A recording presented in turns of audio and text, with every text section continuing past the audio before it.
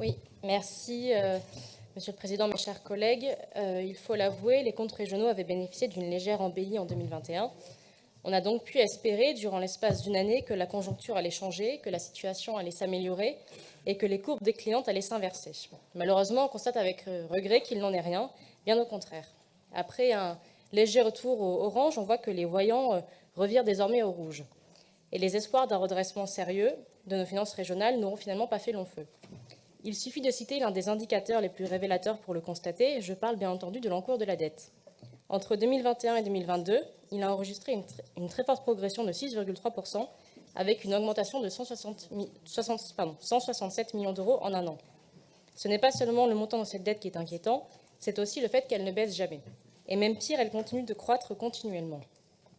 Il serait peut-être bon de nous dire quand cela s'arrêtera-t-il, à moins que vous ne portiez une stratégie d'endettement illimitée et perpétuelle qui prendrait exemple sur celle de l'État. Autre indicateur alarmant, celui de l'épargne brute qui est véritablement le juge de paix de la bonne gestion d'une collectivité. Là aussi, on voit que l'épargne brute se contracte de 3,5% en 2022, augmentant ainsi la capacité de désendettement de la région. Nous passons donc de 5,6 ans à 6,2 ans, et 6,2 ans, c'est symbolique, car c'est une capacité de désendettement qui dépasse la durée d'un mandat. Une dette aussi importante liée à un stock d'AP élevé promet donc d'obérer considérablement les marges de manœuvre de vos successeurs.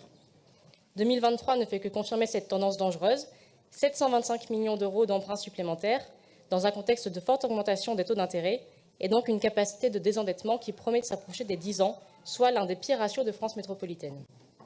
Vous ne ferez croire à personne qu'il s'agit là d'une gestion saine de la région.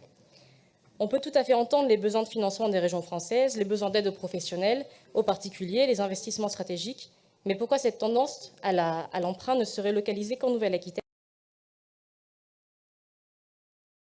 et pas dans la plupart des autres régions françaises qui ne mobilisent pas autant de dettes? On voit là deux éléments de réponse qui semblent assez plausibles. Le premier serait peut-être que les anciennes régions ont souffert d'un manque cruel d'investissement, mais là aussi on aimerait rappeler que c'était des présidents de votre famille politique qui géraient ces régions.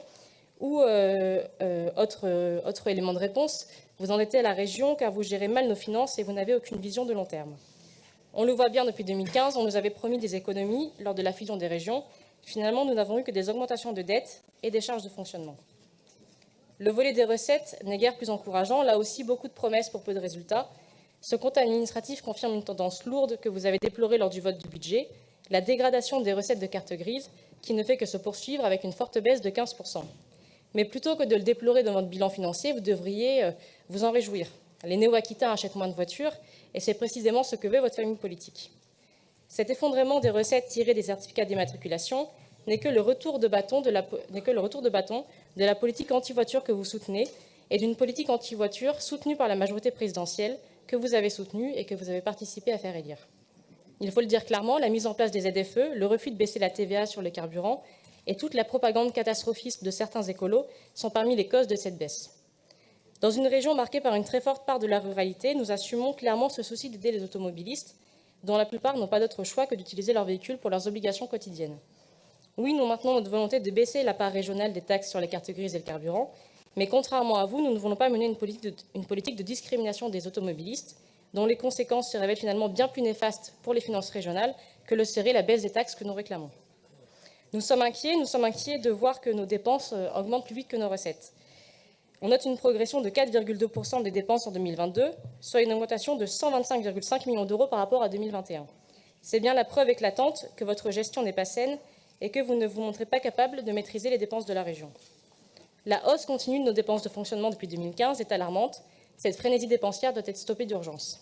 Pour cela, il faut évidemment établir des priorités et pour cela, il ne serait pas superflu d'écouter un peu les oppositions. Alors évidemment, on sait bien que les dépenses de fonctionnement ne sont pas monolithiques et qu'au-delà des dépenses incompressibles, des pistes d'économie existent. Nous vous en proposons à chaque commission permanente où des millions d'euros sont gaspillés pour des raisons idéologiques navrantes. Je vais en citer quelques-unes, mais vous les connaissez. Dans la politique culturelle d'abord, la région sert bien souvent de tiroir-caisse à des projets politisés, obscènes ou même parfois quelquefois stupides. En 2022, ces subventions ont représenté 54,6 millions d'euros. Vous le rappelez vous-même, 330 manifestations culturelles soutenues. C'est plus que du volontarisme, c'est surtout la preuve que vous êtes dans l'incapacité de faire des choix. C'est d'ailleurs ce que vous nous répondez lorsque nous déplorons le financement de certaines manifestations, Vous n'êtes pas là pour faire de la censure. De la censure, non, effectivement, mais des choix, oui. C'est même la mission fondamentale d'un élu. Et ces choix, ils sont de nécessité publique dans la période de crise que nous vivons, et a fortiori quand tous vos ratios financiers sont alarmants. Autre gaspillage, celui de la coopération internationale, une coopération à sens unique qui a englouti l'année dernière plus de 7 millions d'euros au Burkina Faso, à Madagascar, au Vietnam ou encore au Sénégal. Dans la politique de la ville également, qui ne donne aucun résultat et qui continue d'engloutir des millions d'euros chaque année. Sur le poids financier que représente la hausse des coûts de l'énergie sur notre budget, je rappelle que c'est la majorité présidentielle que vous avez soutenue qui a refusé d'étendre le bouclier tarifaire aux collectivités comme la nôtre.